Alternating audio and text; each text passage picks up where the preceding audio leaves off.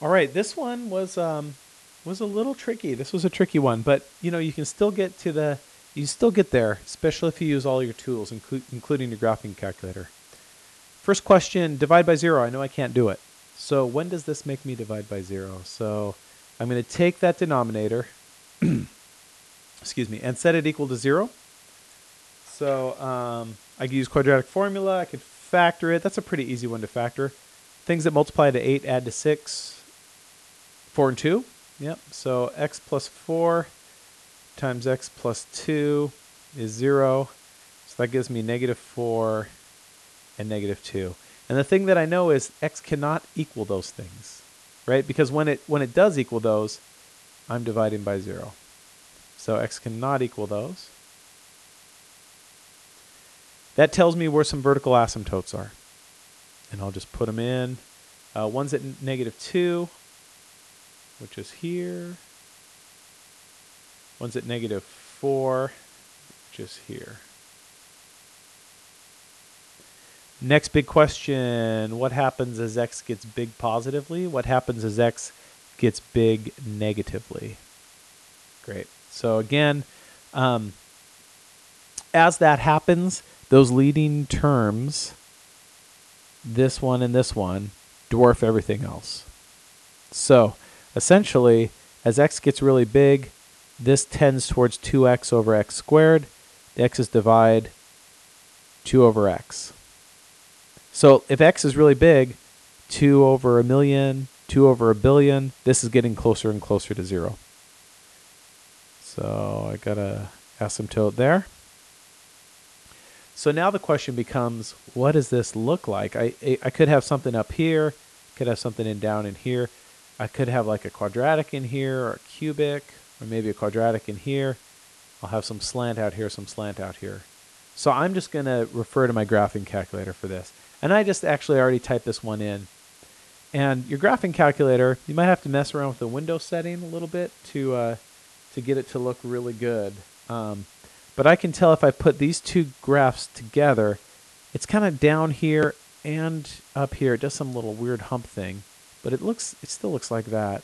And it has looks like it has like a parabola looking thing up in here. So this graph is roughly going to look like this.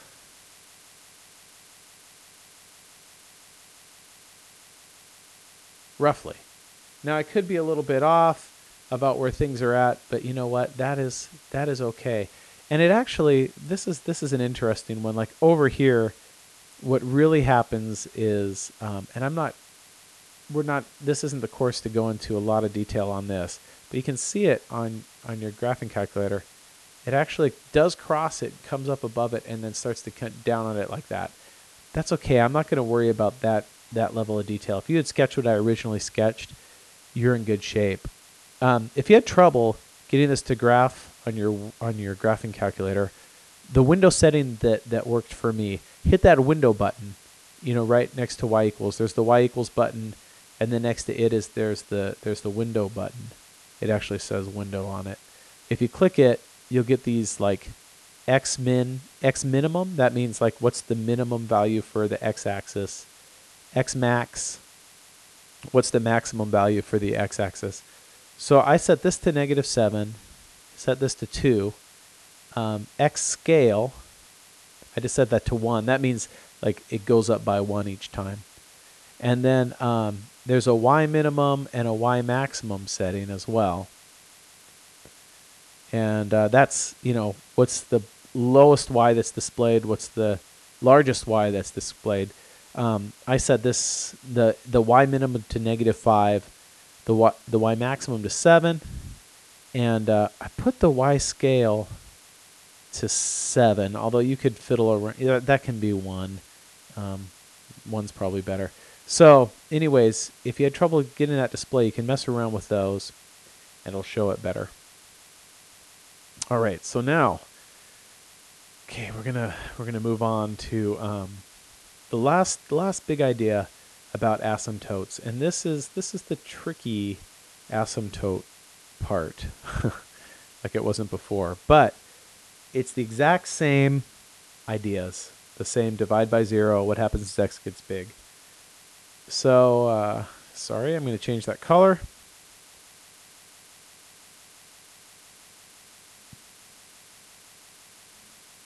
I have this function, x squared plus 1 over x minus 2. All right, here's what I want you to notice. This is different than what we've done so far in the types of problems that we've done so far because I have an x squared on the top and an x on the bottom. I have a difference of degree 1 with the weight being on the top here.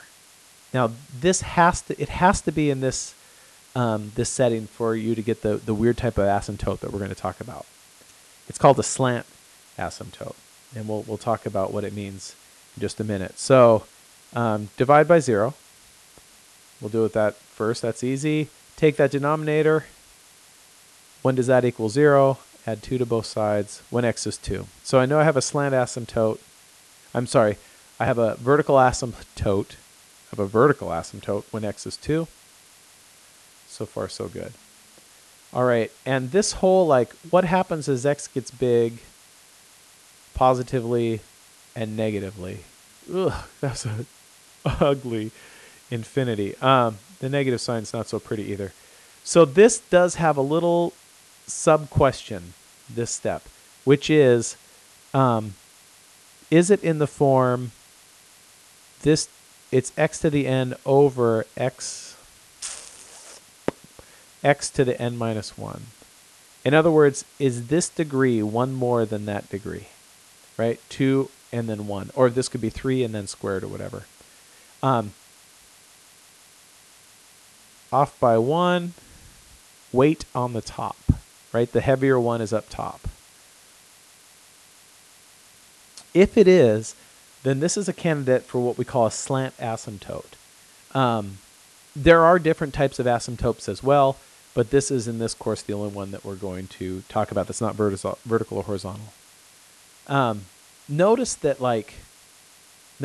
if we just kind of went blindly from what we talked about before with this, where we just go, there's weight and this takes over and this takes over.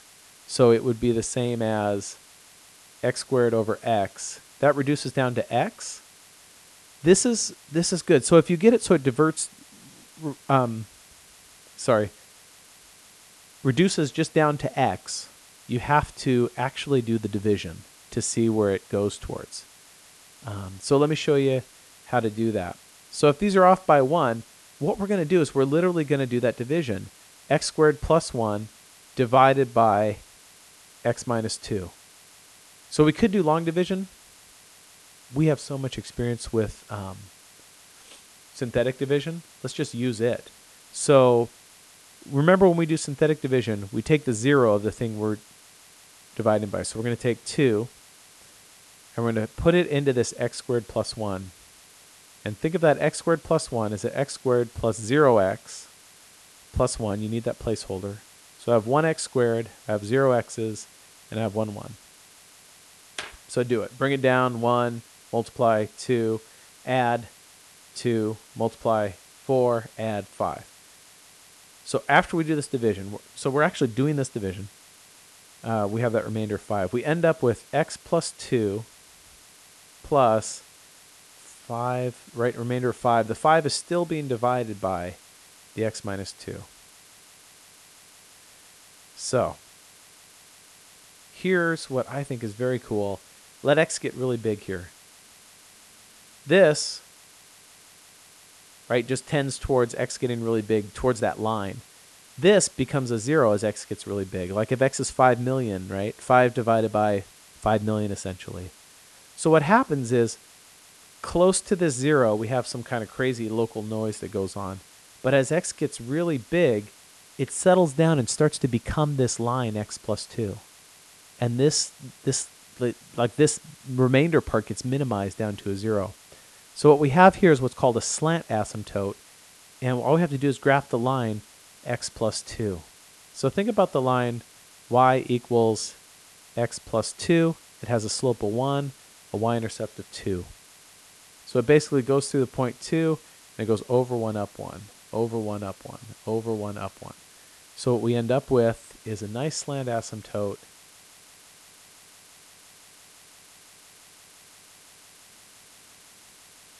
It looks like that. So this whole like x gets big, positive x gets big, negative, it's great. The only exception is when these are off by 1. When they are, we have to do the division, and we get the slant asymptote. And then what we have to decide is basically where's the shape fall within this. Notice what the asymptotes are doing there. They're splitting it up into 4 pieces, splitting this into 4 pieces, and then what I can do is just kind of determine where it's going. It might be in here, might be in here, might be in here, might be in here. I'm going to grab my graphing calculator to figure out what this is going to be.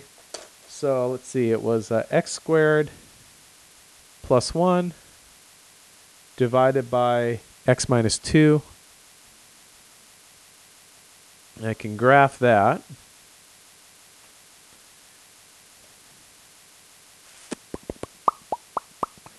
Beep, beep, beep. All right, processing, taking our time. So this is coming right up. Sorry about this delay. Wonderful technology. We are doing it. I'm going to let it come up. You can do it on your calculator as well. Hopefully you've done it on your calculator. And oh yeah, here comes our picture. Nice, great. You can see it right there. You can see how we had this asymptote here. We have an asymptote here, right? We had this asymptote at 2. You can see it. And you can see that slant asymptote there. So what the graph of that is going to look like, let me look at that again. It's going to, and I'm not sure about where the points are, but I know the basic idea is it tends towards that, and then it starts to settle down and become this line. It becomes this line for a while. Somewhere along the line it crosses there, and then it starts to come down to here. Here's the big idea. After we did that division, remember we ended up with that. As x hits its extremes, as x gets really big towards infinity or towards negative infinity, this thing starts to look like that line. But here, because we can't divide by that 0, we get this local little bit of noise. Pretty interesting. I'm going to do another example like this, and then I will give you a chance to give it a try as well. So next video will just be another example.